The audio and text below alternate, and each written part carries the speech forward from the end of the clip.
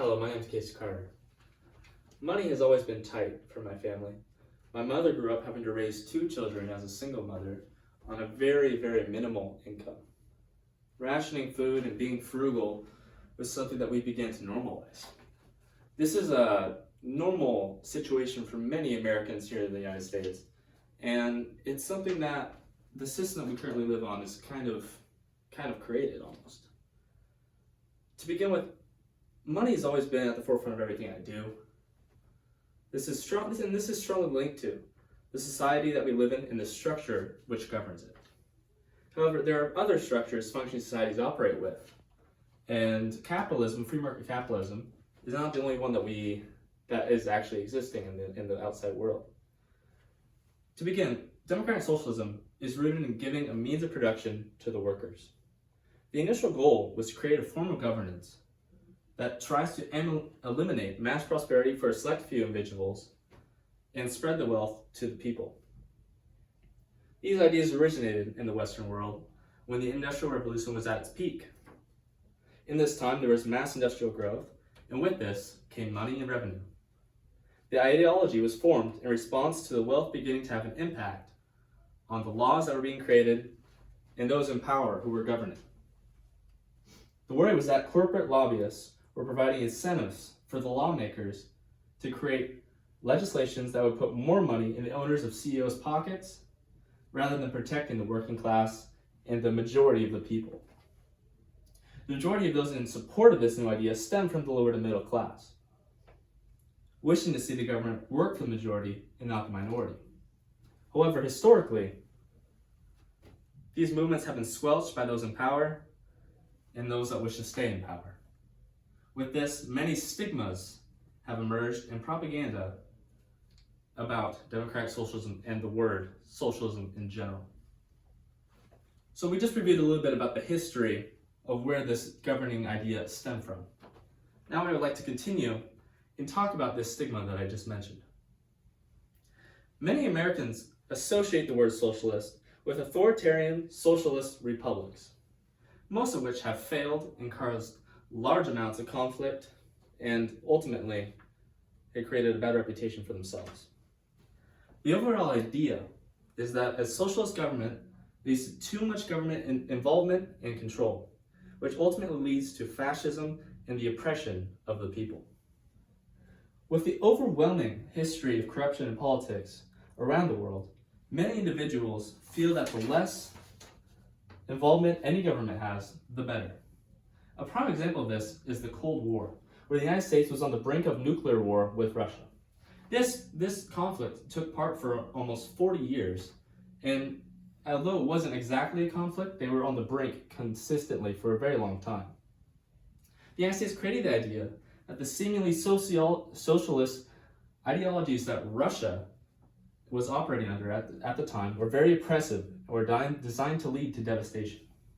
The idea was spread around that socialism leads to a lack of societal motivation, more government spending, and an overall overbearing government entity with the sole purpose of controlling the people.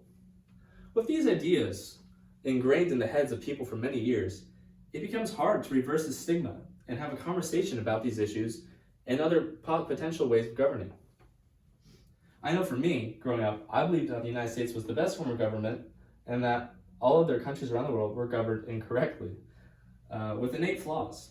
These ideas that were constantly put into my head told me to made it difficult for me to make a change and think about other potential ways of governing. The simple mention of the word socialism causes an uproar, and because of terms synonymous with traitorous intentions. Sustaining a family on minimal income is very common in our society, like I've stated earlier. In a socialist world, that is not always the case. They focus a lot on the working class and giving those people in poverty and those that need social reparations, those based on from the taxation of the people. However, it is not easy to move past the stigma that I've just mentioned.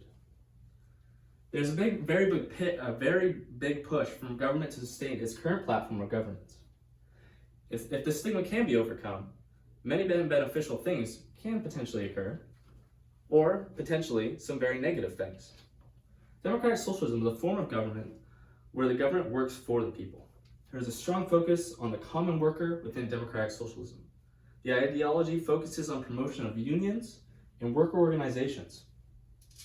The United States currently operates under free market capitalism, where government intervention economically is looked down upon. However, there are definitely aspects of other forms of governance that play a large role in the average American citizen's life.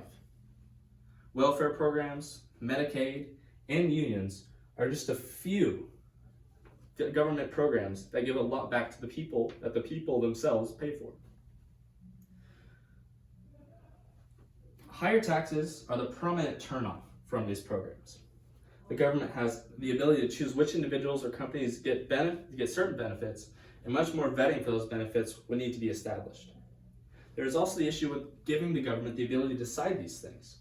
While democratic socialism does make steps to take money out of politics and reduce lobbying, there's still a possibility for corruption and backhanded actions to be taken by those in power. In conclusion, coming back to my family has been able to cope with the financial burden that we have been given through circumstances that just had to happen. And it's been aided through the government services and programs that have helped myself and my family members succeed.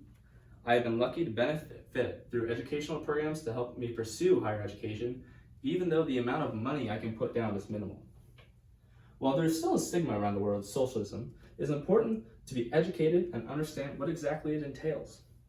There are socialist ideals at play in many governments around the world, and the stigma surrounding it, whether it be valid or not, should be recognized. It is also important to know that there are still very many pros and cons to any form of governing body. This has not been an attempt to persuade anyone about any other form of governing. It's simply been an educational trip to try and explain what this governing body looks like. Thank you very much for your